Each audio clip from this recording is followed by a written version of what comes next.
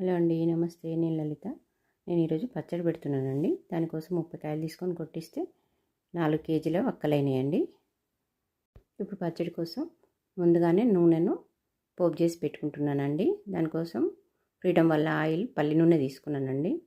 Stove పై కడాయి పెట్టి oil పోసేసుకొని అది వేడైనాక ఆవాలు జీలకర్ర వేసి చక్కగా ఫ్రై చేసుకోవాలండి, కొంచెం దూరగా.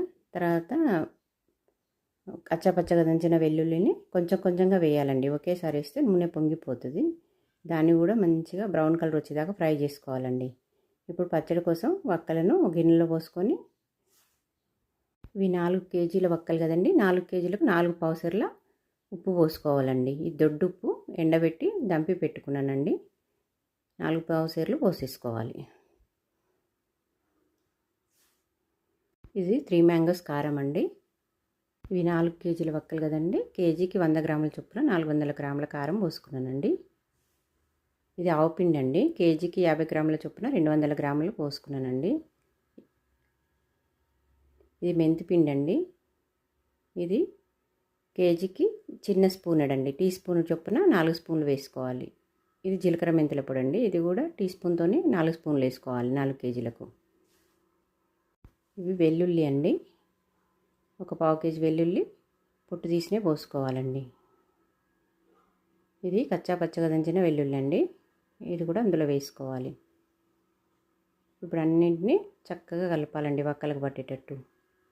ఆవాలు జీలకర్ర మెంతులు అన్నీ దోరగా ఫ్రై చేసుకోవాలండి. ఫ్రై చేసుకొని పొడి చేసి పెట్టుకోవాలి. ముందు నూనె కాగపెట్టి పెట్టుకున్నాం కదండి, అది చల్లారిపోయింది. ఇప్పుడు అందులో పోసుకోవాలండి పచ్చళ్ళు. ఆ పోసిన నూనెను వక్కలకు పట్టేటట్టు మొత్తం ఉప్పు కారం మెంతిపిండి అంతా కలిసేటట్టు చక్కగా కలిపి ఒక జాడికి, శుభ్రమైన జాడికి ఎత్తి పెట్టుకోవాలండి.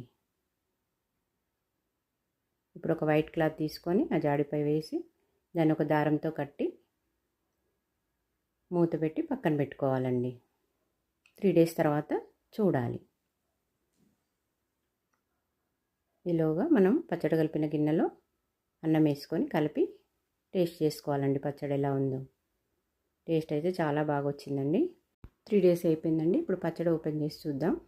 ఏమాత్రం తడి లేని ఒక గరిటె తీసుకొని, చెక్కది కానీ స్టీల్ కానీ తీసుకొని పచ్చడిని మొత్తం కింది మీదకి కలియబెట్టాలండి. మళ్ళీ ఎప్పటిలాగానే వైట్ క్లాత్ కట్టేసి మూత పెట్టి పక్కన పెట్టేసుకోవాలి. థ్యాంక్ యూ అండి, నమస్తే.